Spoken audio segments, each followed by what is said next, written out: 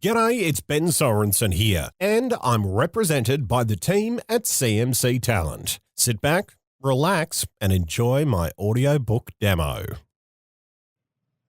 "Welcome to Sunset Downs," he said, a smile flashing across the sun-weathered face. "I assume you're that journalist fella that rang up about my little story in the paper." Yes. Jack Miller, Mr. Thompson. Pleased to meet you." Jack was embarrassed by his soft, weak, city slicker hand offered in reply and tried to match Thompson's powerful grip without grimacing. He failed. "Call me Mike," he replied. "Can I interest you in a cuppa?" That'd be great. Thanks, Mike." As they turned to go inside, Mike teased. "What's that prissy-looking car you're driving?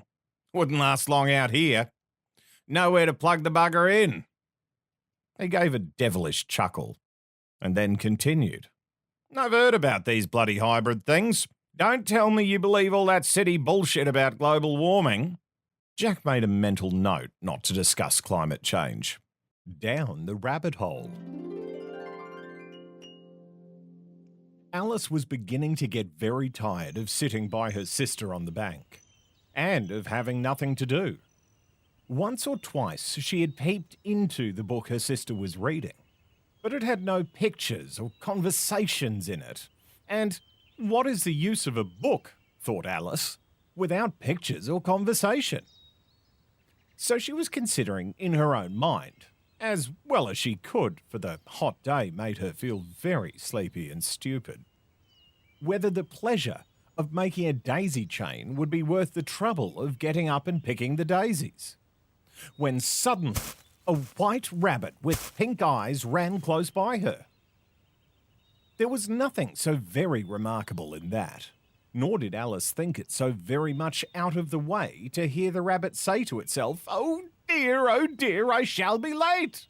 When she thought it over afterwards, it occurred to her that she ought to have wondered at this. But at the time, it all seemed quite natural. But when the rabbit actually took a watch out of its waistcoat pocket and looked at it, and then hurried on, Alice started to her feet. For it flashed across her mind that she had never before seen a rabbit with either a waistcoat pocket or a watch to take out of it. And burning with curiosity, she ran across the field after it. And fortunately, it was just in time to see it pop down a large rabbit hole under the hedge. In another moment, down went Alice after it, never once considering how in the world she was going to get out again. Before you do anything in life, you must prepare and plan for it. If you don't, you are almost guaranteed to fail. Nothing is more important in sales than preparation and planning. The time it takes to prepare and plan may seem significant, but you must realize it's not a waste of your time. It's a very important part of being a very successful salesperson, and is as crucial to bringing home the bacon as is finding new customers and making sales calls. A typical week for a sales representative will involve 4 days of sales calls and 1 day of preparation and planning, which includes any follow-up required from the 4 days of sales calls.